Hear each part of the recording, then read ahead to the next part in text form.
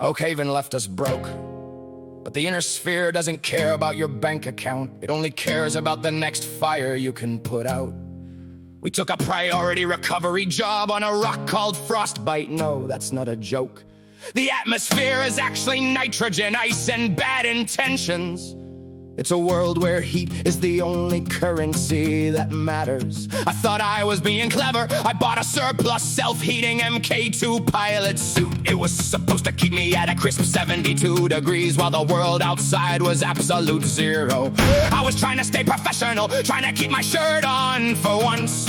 But like my old man used to say, Steiner tech is built by people who don't have to fix it in the dark. Ah!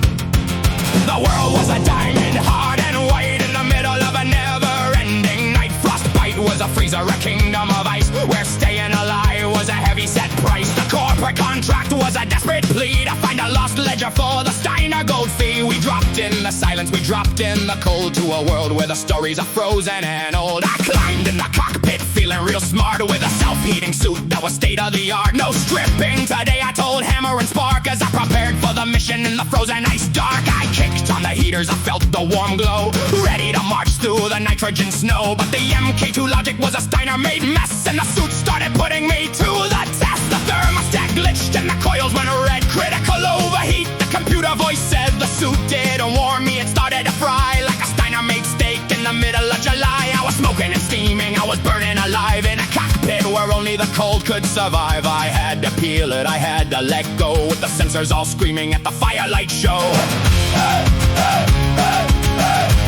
What the firelight show?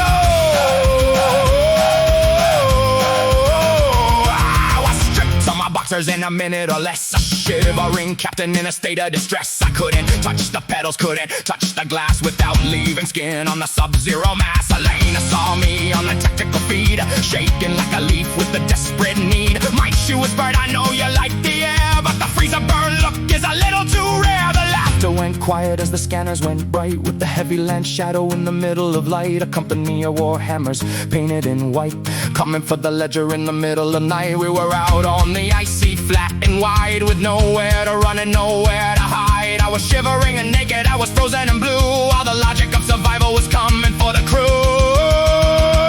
Oh, she's the hammer and I am the mechanical spark, lighting a fire in the middle of the dark, with the bolt and the chain, with the gear and the rust, betting our lives on a partnership trust. You haven't lived until you've tried to pilot a 20-ton battle mech while your teeth are chattering loud enough to trigger the voice comms. The cockpit air was so cold it felt like breathing broken glass. And every time I leaned forward, my bare back would brush against the sub-zero cooling pipes.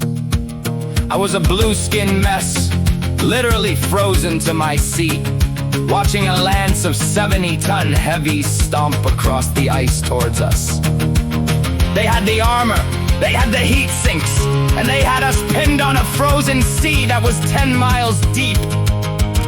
I looked at the ice, looked at the weight of those Warhammers,